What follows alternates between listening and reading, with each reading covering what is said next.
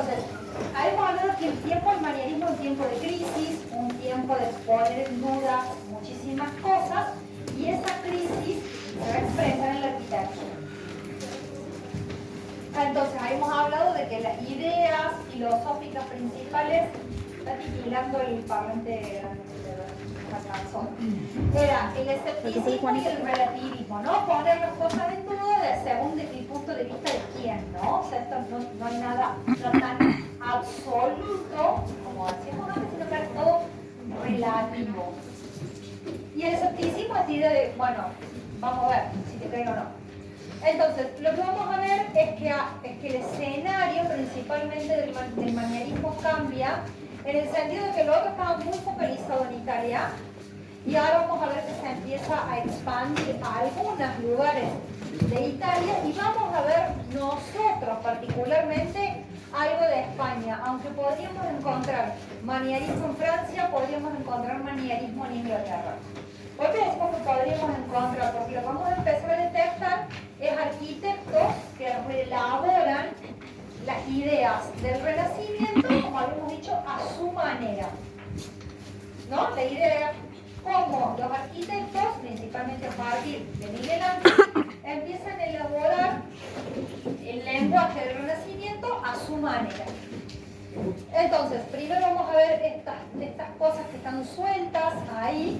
Esto está, digo, sueltas porque corresponden a esa idea de lo puntual o de las intervenciones particulares o de las tipologías raras. La Plaza del Campidoglio la vimos con el urbanismo, pero les voy a mostrar algunas cosas más de la arquitectura. La Biblioteca Laurenciana, que es una intervención dentro de un monasterio, y un monasterio completo en España. Lo que les quiero mostrar acá, ya del urbanismo, de la forma y de un montón de cosas hablamos. Fíjense esto de cómo Miguel Ángel en estos edificios introduce ese concepto que les dije hace un ratito, el orden gigante, que toma los dos niveles. Fíjense que ya también me genera una confusión, ¿no? ¿Cuántas columnas hay acá? 1, 2, 3, del otro lado, sí, no tengo claridad. Esa claridad que yo tenía en el Renacimiento, acá la pierdo.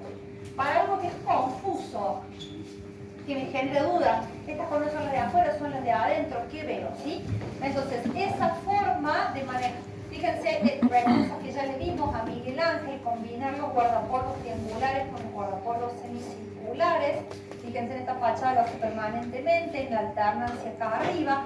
Esos pequeños elementos que generan juegos de luces y sombras, alternancias, intermitencias, duda, confusión, es la forma en que Miguel Ángel resuelve las fachadas que delimitan también la plaza. O sea, no es solamente el espacio de la plaza, sino que el lenguaje que envuelve a la plaza, las envolventes. Dentro del monasterio de San Lorenzo, donde ya vimos recién la iglesia, ¿sí? Hace un ratito les mostré la iglesia de San Lorenzo hecha por Brunelleschi. Unos años más tarde es convocado Miguel Ángel para hacer una serie de intervenciones. Principalmente lo que necesitaban los del convento era una biblioteca. Esa era la necesidad principal. Pero mientras tanto también, que se va a ubicar acá, ¿no? Estos son los dos claustros del convento y ahí en ese espacio se va a ubicar la biblioteca. También interviene una sacristía, que es la que está pintada en verde y que ustedes ven la fotito ahí. Y como dijimos que no tenía fachada, ¿se acuerdan? Que les mostramos los dijimos que no tiene fachada. Fácil. Propone una fachada y hace una maqueta. Esto tiene agua. Y hace una fachada, una propuesta de fachada, que era hacer una maqueta de madera, que era con lo que podía hacer una maqueta en esa época, ¿no? No se ejecutó, pero nos quedó el registro de cómo era que Miguel Ángel se imaginaba esa fachada. No son los proyectos en los que nos vamos a concentrar en la biblioteca, que se compone de dos volúmenes. Un volumen longitudinal muy profundo y un volumen que es rectangular, pero que se ubica así como una forma de T, ¿no? Lo intercepta al más corto por el lado del medio. Ni abajo ni arriba, justo por el lado del medio.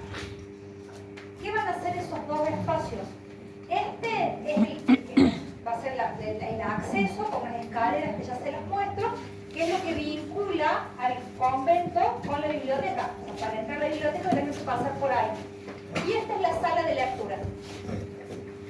proyecto se completaba con 2 figuras más que, creo que no sé si las tengo, que eran era un espacio para libros raros y demás que no se llegaron a ejecutar. Entonces lo que tenemos es esto. Lo más importante es ese cuadradito que es el más chico. Fíjense todo lo que va a hacer Miguel Ángel con nosotros. Con nosotros o con cualquiera de los usuarios que quisiera entrar a la biblioteca.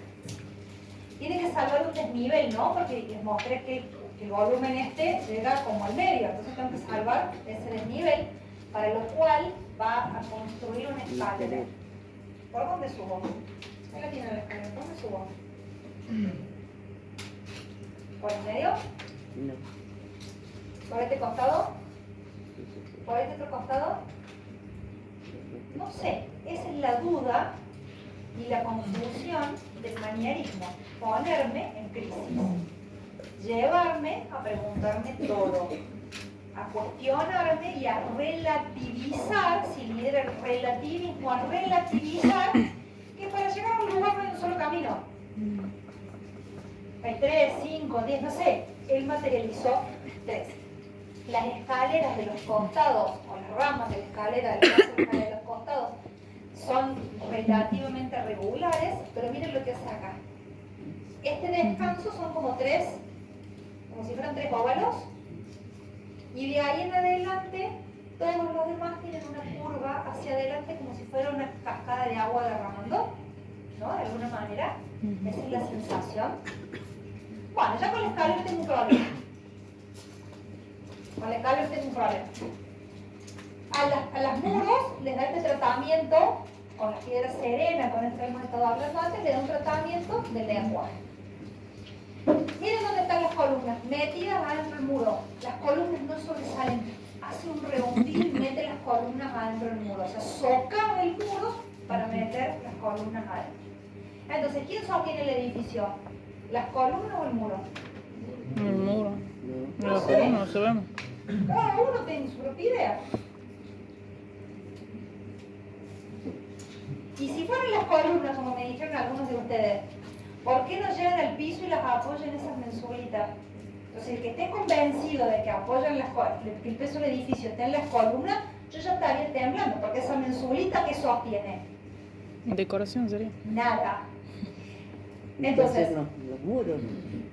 no importa, lo que está provocándote es la duda, la confusión. No, es una provocación intelectual, no le importa la respuesta. Yo les hago las preguntas que seguramente nos podríamos hacer, pero la respuesta no importa. El juego que está proponiendo en el lenguaje es lo que importa. Esa forma irónica de trabajar el orden clásico. ¿Sí?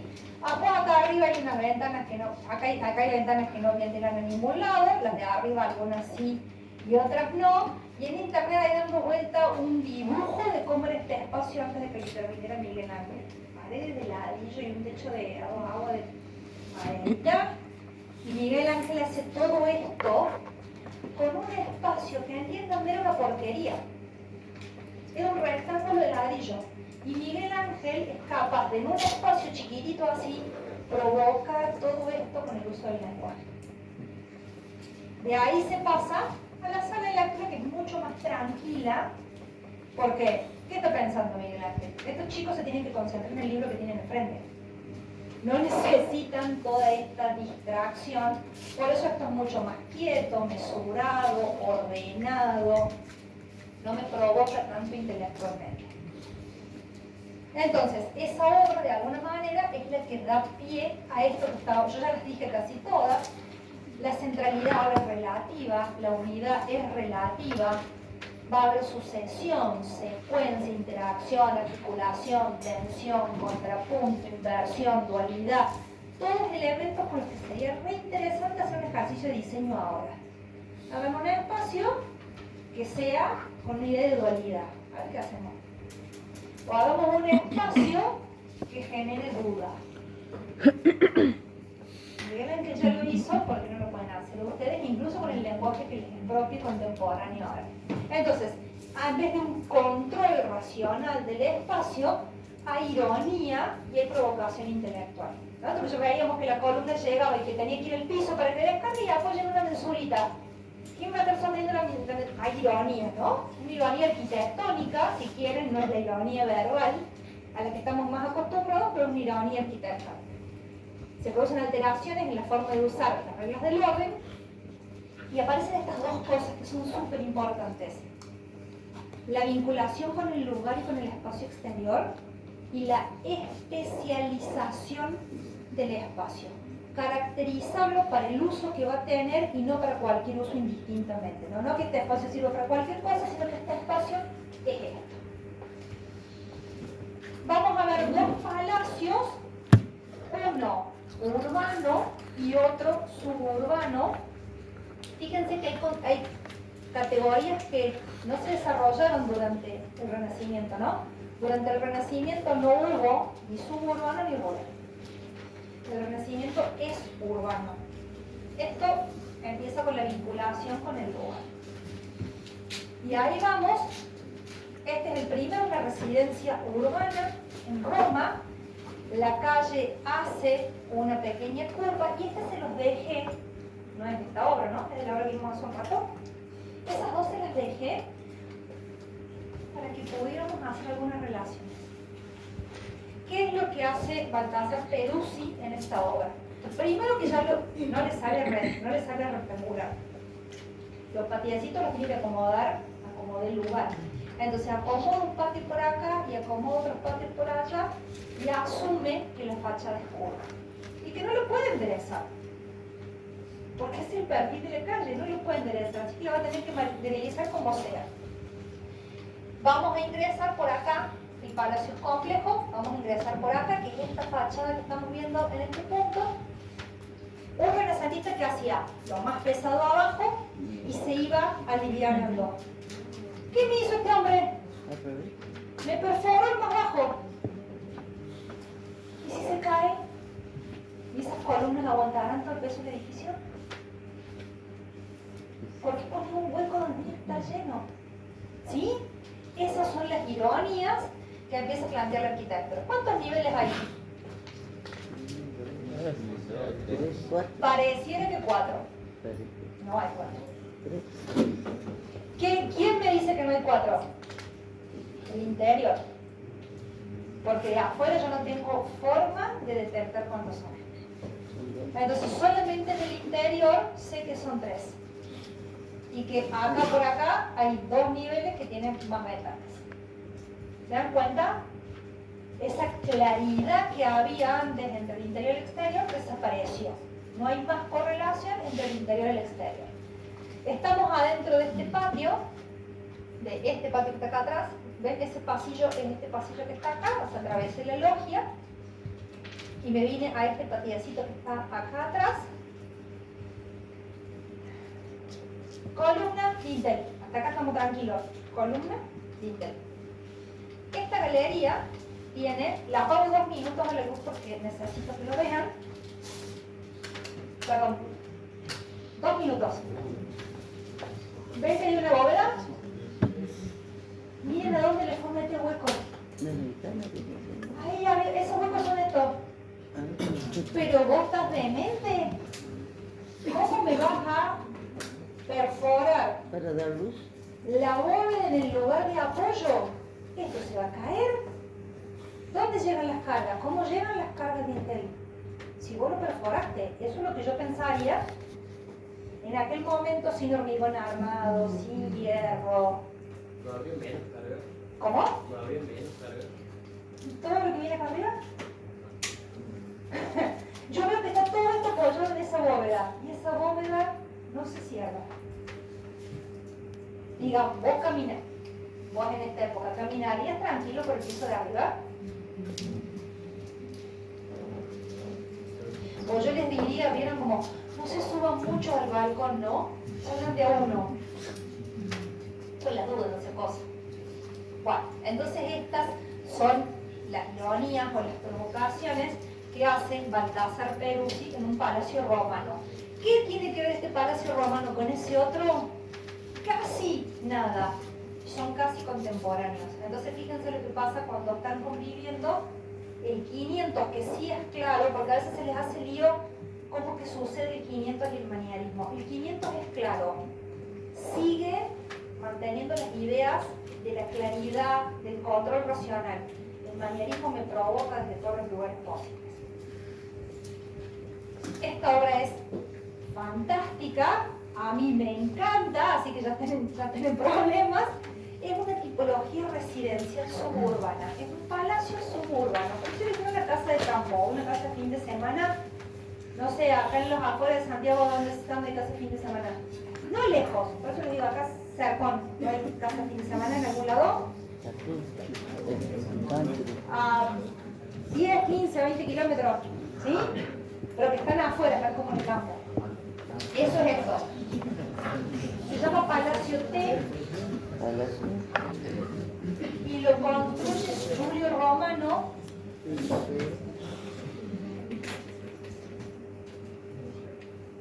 Se entra por acá. Este es el volumen principal y esto es lo que ven ustedes de afuera.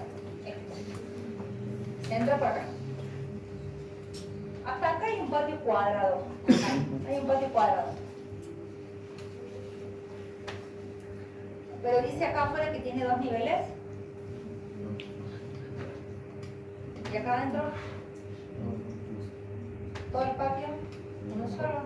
¿Y quién se comió la ventana de ahí arriba? ¿Dónde están? ¿No? Esa falta de relación entre el interior o falta de coherencia entre el interior y el exterior. Y acá, como ya estamos, digamos entre comillas, jugando, hay almohadillado por detrás, parece una piedra bastante rústica en el tratamiento, pero también hay un orden perfectamente aplicado por afuera. Están los dos recursos combinados. Los dos recursos que parecían que era uno o el otro están combinados, tanto afuera como adentro. Sigo funcionalmente. De este patio. Salgo por acá y me encuentro otro patio. ¿Y hasta ahora dónde vieron un palacio con 2 patios? Todos tenían uno. Y este es más grande. ¿Y a dónde termina? Porque vieron que la curva da una sensación de límite difuso, ¿no? ¿Qué le hace al final?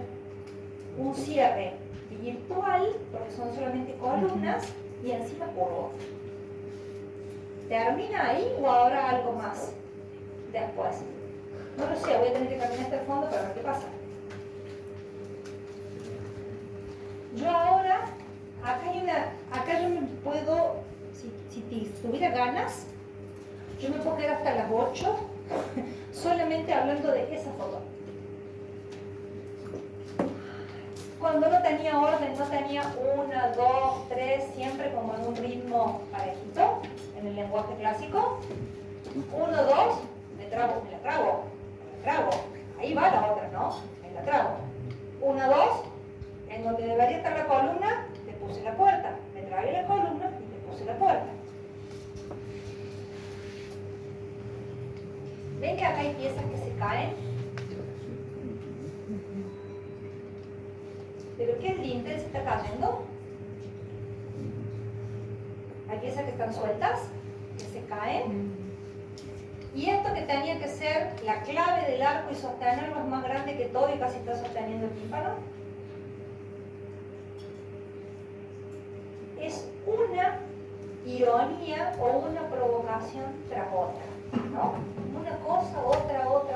Acá hace lo mismo, acá pone 2 elementos, el arco y después pone el frontis arriba.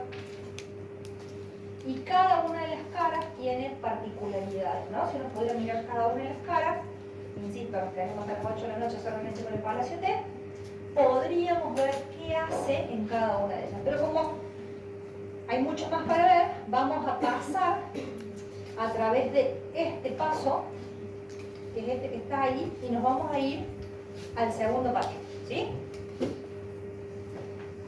Me vuelvo acá, ¿qué hay ahí? 2 espejos de agua.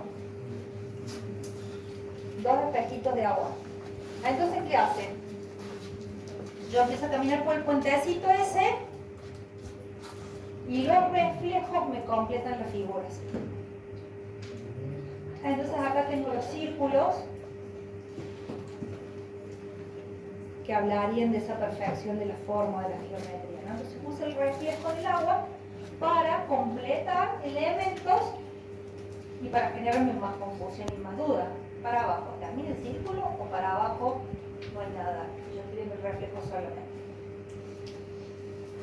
Vuelvo a mirar como hacia el otro lado, ahí tienen la fachada del otro patio, y una vez que estoy parada ahí adentro, ahí, veo esto.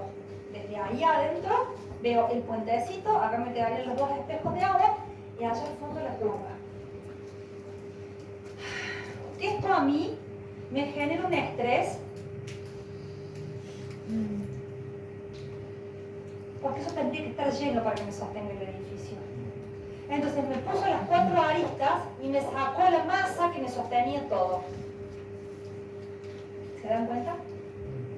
Entonces a mí me genera un miedito pararme ahí abajo y que todo se me caiga encima. Si eso también son unos pilarotes enormes.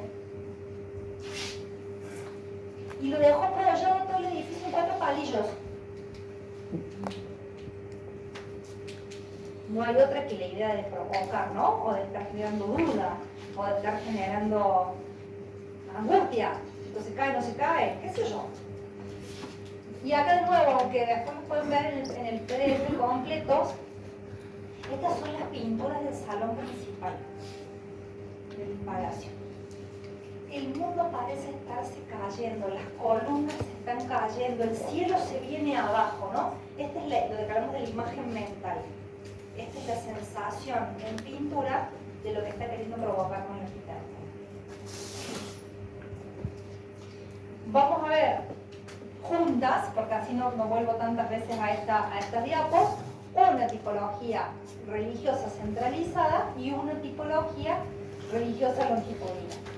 Esta iglesia está en Roma, es Santa Ana de los Palafreneros. ¿Quiénes son los palafreneros? Y esto no espero que lo sepan.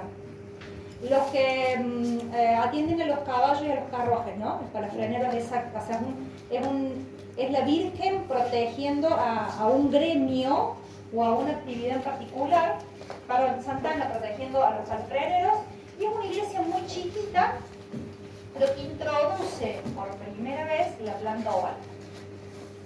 Por primera vez vemos una planta oval. Algo que después en la próxima clase va a ser muy común en el barroco. Esta es la antesala del uso de esa figura elíptica, ¿no? Que tenía que ver con la órbita de los planetas en elipse y demás.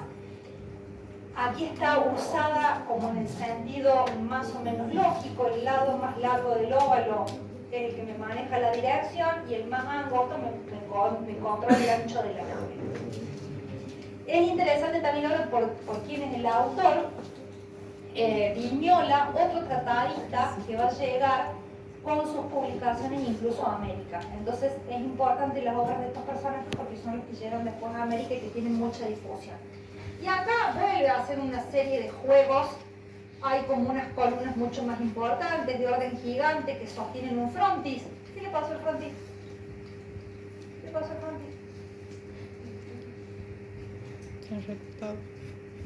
Hay una parte adelante, se va para atrás, se completa, vuelve a salir para adelante y cierra.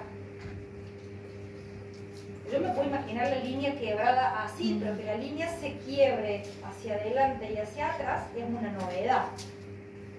Que la moldura vaya para adelante y para atrás es una novedad, el frontis se quiebra, ¿no? El frontis quebrado es uno de los elementos nuevos de este momento y después aparece un orden más agosado, más regular por atrás. Eso es lo que más me interesa de esta obra, no hace falta que ahondemos demasiado, más son los elementos que me interesa señalar.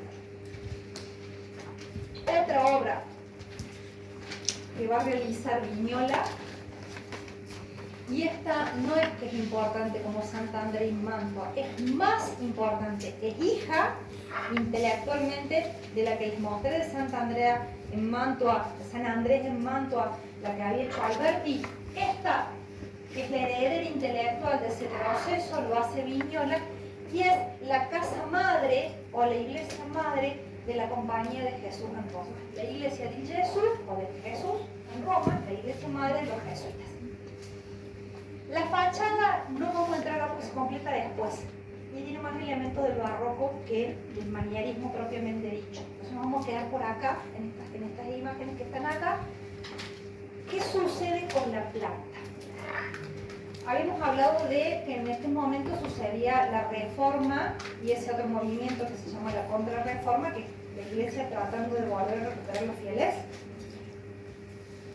Y una de las cosas que va a proponer la contrarreforma, la reforma católica, es, antes la misa se daba todo en latín, esto ya se lo dije,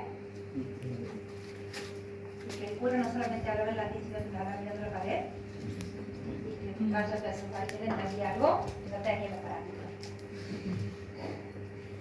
Entonces, los reformistas, los que están escribiendo, dicen, ¿cómo la gente se va a quedar acá si no nos entiende nada? Estamos hablando en latín y en contra de la pared. Entonces, ¿qué dice? Aparece el sermón o la homilía, ese momento en que se hace la lectura y la explicación de la palabra, y ese momento se va a decir en la lengua local. El resto de la misa sigue en latín, pero ese momento en que el sacerdote le habla a los fieles y les explica lo que acaba de leer en la lectura que corresponda al calendario litúrgico, se las explica mirándolos a la cara y en castellano en este caso. Para hacer eso, ¿qué necesita? Lo mismo que tenemos nosotros, en un aula. ¿Cómo llego con la voz hasta allá al fondo? Si las iglesias, ¿se acuerdan las del gótico? Tenían 100 metros de largo. ¿Ustedes creen que el cura de adelante 100 metros de fondo alguien escuchaba? Entonces, se acorta el espacio. Se acorta la nave, se acorta el espacio y se ensancha. Entonces de esa manera ya lo tengo más cerca, por lo menos, ¿no? Se acorta y se ensancha. Y entonces a este espacio se le empieza a llamar espacio aula, por esa relación que tiene con lo que se imparte, con lo que se enseña de la lectura. Y aparece un mueble nuevo que se va a poner por acá, que es un púlpito que me permite que el cura esté más alto y entonces la voz llegue más lejos. Como vieron que incluso en algunas escuelas viejas el pizarrón y cosas están arriba de una tarima de madera para que el profesor esté más, no es para ver que no copien, de paso también miramos que no copien, pero es para que la voz llegue más lejos, ¿sí? Para que la voz se proyecte por sobre la cabeza y llegue más lejos. Entonces eso es lo que hace el púlpito, ¿no? Lo eleva el cura, hace que la voz llegue más lejos, se ensanchó, se acortó, entonces es mucho más fácil esta idea. Y empieza un manejo de la luz intencionado para provocar ciertas cosas. Entonces fíjense que ya la iglesia no tiene un montón de ventanas, tiene algunas puestas en lugares específicos, una gran ventana en la fachada que ilumina y genera atmósfera, que genera distintas circunstancias, y sí acá enfatizada la centralidad y casi no se acusa el transepto. Acá casi no hay centralidad, yo no podría meter una planta centralizada ahí. El presbiterio es más largo, las naves se acortaron, todo tratando de buscar esa relación. Como la Compañía de Jesús va a ser una de las órdenes que más se va a dispersar en el mundo, y esta es su iglesia madre, van a llevar este modelo por todo el mundo, de alguna manera. Y esa es la importancia de esta obra. Vamos a ver algo de residencial manierista. Y la primera que vamos a ver, acá empezamos un poquito el tema que tienen ustedes van a ver práctico, van a trabajar con Andrea Palladio. Andrea Palladio es un tipo muy interesante, porque Andrea Palladio era hijo de un don nadie, o sea, no venía de ninguna familia acomodada ni nada. Andrea Palladio empezó su carrera como picapedrero, o sea, él empezó más abajo que el bañito. Y va mostrando tantas cualidades que algunos de los que estaban haciendo las obras detectan esto y lo patrocinan, ¿no? Así da el mecenazgo y lo envían a estudiar a Roma. Y de Roma vuelve convertido en el arquitecto que es, pero vuelve a trabajar a su zona de origen, al área de Vicenza, al área veneta, y allí es donde va a desarrollar la mayor parte de su obra. Una obra que generalmente ejecuta en ladrillo y después reviste, es una obra económica, porque es una de las cosas que él también aprende a racionalizar, a cómo hacer la obra con menor coste, y es una de sus preocupaciones, y él después va a escribir tratados y también los van a imprimir y también van a tener enorme circulación. Explíquenme cómo hacemos en menos de 100 años para estar de acá a acá. Estalló, explotó la obra, y lo que estaba adentro quedó afuera, lo que estaba afuera quedó adentro. El patio está un poquito acá atrás, un poquito acá adelante, hay toda una galería afuera. La fachada no es cerrada. Es como si hubiéramos dado vuelta una media, ¿no? Lo que estaba adentro está afuera, lo que estaba afuera está adentro. Aquel espacio principal era un patio, acá es un salón. Y si entro, paso por el salón, ¿por cuál de las dos escaleras subo? ¿A dónde iré? ¿Iré para acá o iré para allá? Tendré que pensarlo. Y si era tan importante el límite y el vértice acá, ¿qué hizo? No solamente hizo una galería, la explotó de los dos lados. Yo desde la esquina veo el cielo del otro lado. Y esto que era tan prolijito acá y con eso se cerraba, ¿dónde termina? Con todo ese despliegue de escultura ahí arriba. El edificio termina acá, el edificio termina allá. No sé, el límite ya no es claro. Esto es lo que hace el manierismo. Estamos viendo arquitectura al modo de Palladio. Hay otros modos, no solamente el de Miguel Ángel, hay modo de Palladio. Es su propio modo de entender los órdenes clásicos. Palladio va a trabajar, y esto por ahí es importante para el práctico de la semana que viene. Palladio tiene algunos clientes a los que les hace 3 o 4 obras, como clientes potentados a los que les construye 3 o 4 obras, casas. Un palacio en la ciudad, una villa suburbana, un establecimiento rural. Entonces guarda, porque todos los ejemplos que ustedes dicen dónde está ubicada. Porque para Quiricati, por ejemplo, que el anterior construyó en la ciudad y construyó una villa también. Entonces fíjense qué es lo que dice. Yo chequeé personalmente que todos los planos están en internet, de todas las obras, ¿sí? O sea, simplemente tengan el ojo avispado a darse cuenta que sea la obra que ustedes, que no sea la otra obra o la otra casa que construyó a los mismos propietarios. Es lo único que tienen que tener en cuenta. Esta es suburbana porque en realidad está en las afueras de Vicenza y no se hace con un sentido de que sea un establecimiento rural productivo, ni mucho menos. Es como también como hacemos en realidad la hace como para retirarse, ¿no? Para vivir los últimos años de su vida más acá viene el chiste, en contacto con la naturaleza. Esa vinculación con el lugar que estaba puesta en las frasecitas de la diapo anterior. Entonces está como en un promontorio, en una colina suave, se domina todo el paisaje desde el lugar, es absolutamente simétrica y es una casa. Entonces tiene 4 fachadas iguales. Y volvemos con los problemas. Vos me decís, ¿cuál es la fachada principal? ¿De dónde está viniendo? ¿Es dónde vas a entrar? Las 4 fachadas son iguales. Y todas entran al mismo espacio, que es ese espacio central. Cualquiera, después yo me puedo distribuir a los distintos ambientes, pero cualquiera de los 4 ingresos me llevan a ese espacio que es el espacio central. Ya dijimos, nos dimos vuelta como un guante. Antes el espacio vacío era el principal, ahora es un espacio cubierto con una cúpula. Y que conserva esa forma redonda. ¿Qué otra cosa hace Palladio? Introduce por primera vez en la historia la semántica de una arquitectura religiosa romana en una arquitectura civil. Las 4 fachadas son 4 templos romanos, ¿no? Si yo los pudiera aislar, son 4 templos romanos. Entonces trae la semántica de la arquitectura religiosa a la arquitectura civil. Ese es como uno de los puntos así potentes de Palladio. Luego es todo duda, todo confusión y todo más no sé qué, ¿no? Por eso les decía, el espacio principal es este espacio central, que es ese que ustedes ven ahí, tiene un nivel bajo destinado a los servicios, y acá, aunque sean sumamente desproporcionados, los dos niveles estos que ustedes ven existen. ¿No? ¿Lo ven en el corte? Estos son los dormitorios, que son bajitos en la altura, y estos son los comedores, la sala de estar, el recibo y demás, que tienen como doble altura, como otra jerarquía, y los dormitorios están ahí. ¿Por dónde subo cada dormitorio? Miren, porque esto es genial. Por estas escaleritas que están acá.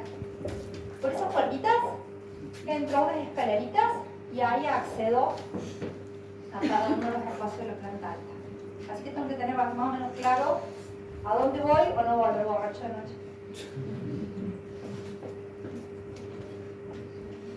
Yo les había comentado en algún momento que Venecia había decaído comercialmente por la caída del Imperio Romano del Oriente y todo el tráfico que se producía con la seda y con las especies y demás, de las cuales Venecia tenía de alguna manera esa gran actividad comercial y esa gran riqueza, y esto va a hacer que la economía del área tenga que girar. Los venecianos no hacían ni el pan. Ellos compraban todo hecho porque les sobraba la plata. ¿Sí? Esta crisis los pone en un lugar de tener que empezar a producir hasta sus propios alimentos.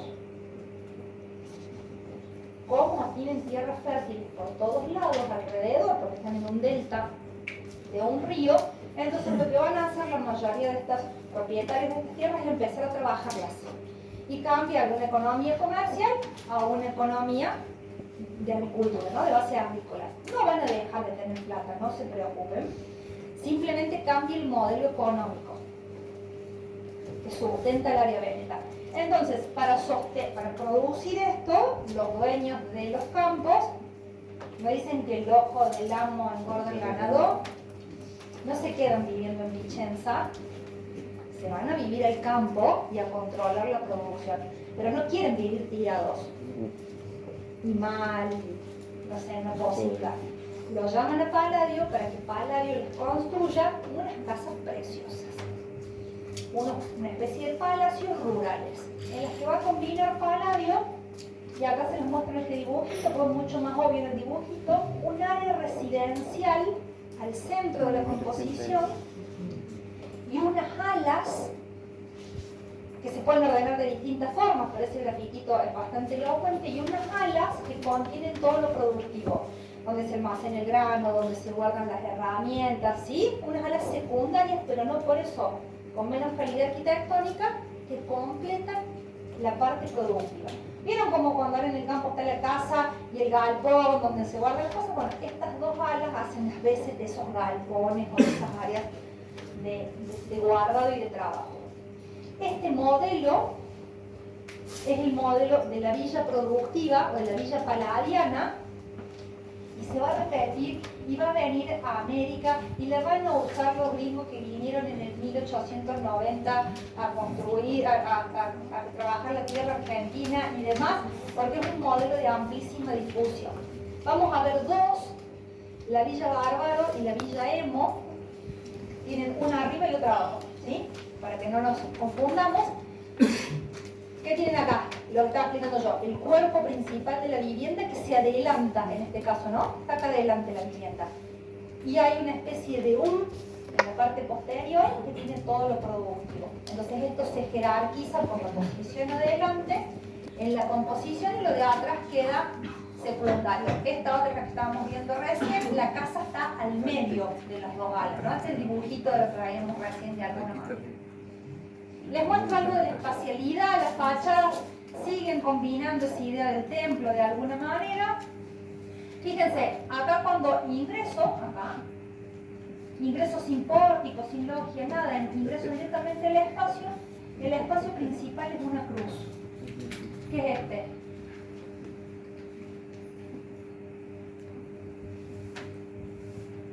No solamente me hace dudar para dónde tengo que ir, sino que allá al fondo hay una ventana, pero acá hay otra ventana con paisaje dibujado, ahí hay otra ventana con paisaje dibujado, tiene una estructura como de la otra, de ventanita que estoy mirando afuera. Yo afuera no sé, La idea es que me queden siempre las dudas, ¿no? O que me esté provocando siempre en algún lugar. No tiene cúpula ni nada, acá se cruzan las dos bóvedas de cañón corrido y nada más, por eso es un espacio un poco oscuro. En este caso, la segunda que vemos, el espacio principal es este que está acá. Al que llevo por acá, y fíjense en la forma que dispone el aventanamiento. También es confuso, también me está provocando, el espacio está muy iluminado en relación a otros y demás, y lo productivo queda separado en esas áreas. Les muestro una iglesia de Palladio, la iglesia del Redentor en Venecia. Palladio va a construir varias iglesias en Venecia, hay algunas que están en dudas, por eso yo no se les puse, hay otras que están claramente adjudicadas a él. Este es un caso de la que tenemos absolutamente certeza que la hizo él, y piensen que todo esto está en el medio de las islas de Venecia, ¿no? Con todo el agua alrededor, con lo que provoca el agua, los reflejos y las dudas que genera ya la misma situación de reflejo. Les muestro primero la fachada. Acá hay una fachada, ¿no? Esta, adelante, que casi sería un templo romano por las proporciones. Me falta la columna del medio, que me la robó para ponerle la entrada, pero bueno, lo perdonamos. Acá atrás, ¿no hay otro frontis? ¿Con otro orden? Con unas proporciones más griegas, ¿no? Y acá atrás no hay otro, ahí. Y acá adelante hay otro. Está completito. El frontis con las dos columnitas. ¿Se dan cuenta lo que puso? 1, 2, 3. 4 pieles, 3 pieles. Siempre tomando variaciones del mismo tema, de la misma idea del frontis con las columnas, ¿no? Unas más adelante, unas más atrás, para generarme esa composición dinámica y que me provoque esas dudas. Más todo lo que genera acá, ¿no? Que a veces el agua sube hasta acá, a veces el agua no. Esta puedo trabajar en un solo color, o sea que leer esto me lleva más disciplina, ¿no? O sea, poder leer todo esto me lleva más destreza. ¿Qué hace con la planta? ¿A quién se le ocurre poner transepto curvo? Si esto era más fácil así derechito, seguir derecho con el muro. Pero como no se conforma, yo entré por acá, este es el espacio, miren, acá me hace avanzar el muro, estrangula el paso de la nave al crucero, ¿no? Avanza con el muro, lo estrangula y lo vuelve a dilatar el espacio. Y esta vez ya lo dilata circularmente, como verás. O sea, me comprime y lo abre y se abre circularmente. Y cuando llega acá, a la pared del altar, yo acá tendría que tener un muro ciego con un retablo y un altar. No me compliquen la vida. No. El altar está, pero el muro no. Y el retablo tampoco. Puso una columna hasta el fondo. Y siguió el espacio. Y me puso ventanas más allá. ¿Dónde termina? Yo de acá, ¿a dónde termina el espacio? Parada ahí. Una columna. Porque la luz me genera tanta confusión que yo ni siquiera distingo en qué plano está ese muro. Juegan con la provocación intelectual, ¿sí? Esa es básicamente la idea. Acá vuelve a aparecer esa idea, esto es una constante en la obra de Palladio, las columnas apareadas, vamos a usar las columnas en pares de a dos.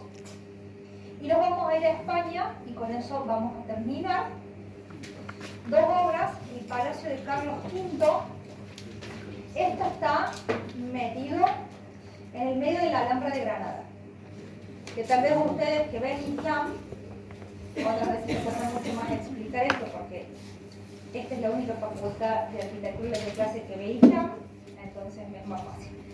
En el medio de la Alhambra, luego de la Reconquista, aquella Reconquista que hemos visto en la clase anterior, Carlos V, ahí está la Alhambra, ¿no? Con todas sus irregularidades. Carlos V dice, yo no voy a vivir en esa casa de nazaríes. ¿Sí? Aquellos ya fueron vencidos. La arquitectura es maravillosa, pero yo quiero mi propio palacio. Entonces, en medio del conjunto de la Alhambra, me manda a construir a Pedro Machuca este palacio. Este esa torta de bodas que mete al medio de la exquisitez de la arquitectura y la sutileza de la arquitectura islámica, ¿no? Mientras todo lo demás es sutil y habla de cosas exquisitas, él le pone una torta cuadrada ahí al medio. Y como estamos en el manierismo, por fuera será cuadrada, pero por dentro es circular, para que vos no te quedes tranquilo de que lo que ves afuera es lo que hay adentro. De afuera es cuadrado, adentro es cuadrado. Redondo como con dos líneas o dos logias de arcos con galerías y demás que provocan permanentemente juegos de luces y sombras. Y acá también se vale de todo, ¿no? Almohadillado, al almohadillado lo convirtió pilastra, acá arriba hay otra cosa, vas a saber si esto es un nivel y este es otro, que parece por el cosa que sí, pero podrían ser cuatro, y seguimos en este mar de dudas en las que nos mete el manierismo. Miren, acá el límite está bastante, pero miren, eso todo dentado para que vibre, ¿no? Para como si pondieran esa tijerita de los chicos que cortan en zigzag, parece que hubiera pasado con la tijerita cortando en zigzag el borde. Esto es el renacimiento a la manera de Pedro Machuca. De esta forma, Machuca entiende, ¿ven? Porque es a la manera de, porque este señor dio vuelta todo según sus propios conceptos. Y finalmente, esto es, hay un par de diapos de esto, pero es la última obra. El monasterio del Escorial, en España, en las afueras, es un monasterio religioso de la orden de San Lorenzo, o sea, dedicado a San Lorenzo, la orden de San Lorenzo. Los reyes españoles todos han sido muy católicos, ¿no? Arrancando por los católicos propiamente dichos, porque llevan el título de católicos, siempre los reyes españoles han sido muy devotos cristianos. Entonces, Felipe II, monarca poderoso, si lo hubo dentro de lo que ya era el Imperio Español, decide que Madrid era demasiado superfluo, banal y demás para vivir allí, y decide retirarse a las afueras a vivir en el monasterio del Escorial. Entonces, a partir de ahí es monasterio palacio, porque también vive el rey. Entonces van a convivir la actividad propia de una orden religiosa, ¿no? La vida monástica, combinada con la vida diaria del rey y con alguna parte de la vida cortesana que casi va a tener que vivir como monjes, porque el rey quería vivir como monje. ¿Sí? El monasterio, hay algunos autores que dicen, ¿vieron que a San Lorenzo lo martirizaron y lo quemaron en una parrilla? ¿Sabían eso? ¿Quién? A San Lorenzo termina siendo el santo. No me mezclen con el fútbol porque la cosa se... A San Lorenzo, que fue un mártir de la Iglesia Católica que murió por su fe, lo martirizaron quemándolo vivo en una parrilla. Y así se lo representa, con la parrilla en la que fue quemado. ¿Sí? Sí. Entonces, muchos autores hablarán de que el monasterio recoge la retícula de una parrilla.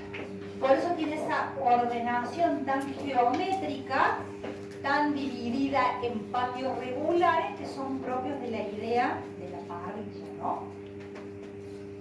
Entonces, me es mucho más fácil ir de esta a esta. Es un enorme conjunto.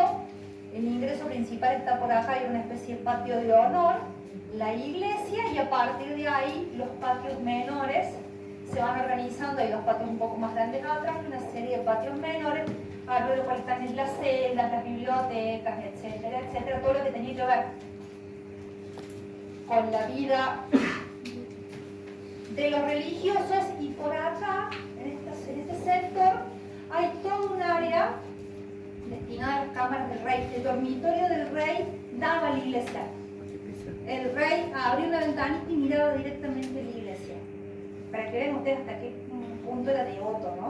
O sea, él necesitaba hasta despierto de noche, abrir la ventana y tener la presencia de la iglesia allí. Este ingreso es este, donde de nuevo vuelvo a ver, aunque la obra es de Juan de Herrera, y a esto le llamaremos herreriano. Al modo de Herrera es el herreriano, ¿sí? Si alguna vez me escuchan hablar y decir simplemente el herreriano, es porque me estoy refiriendo a las obras de la forma de hacer de Juan de Herrera. Acá de nuevo hay elementos que tenían que ver con lo del manierismo italiano, estas columnas de orden gigante, otra sucesión de orden gigante en la parte alta, pero bastante contenido. Ingreso a este patio y me encuentro con que esta es la fachada de la iglesia. Y en la iglesia el espacio es centralizado, pero aparecen estos 4 enormes pilares que realmente son muy disruptivos de la lectura del espacio. Es muy difícil entender esto como un espacio único porque miren la presencia que tienen esos pilares. Son como machones, ¿no? Una cosa sumamente pesada y contundente que fragmentan la espacialidad del interior, ¿no?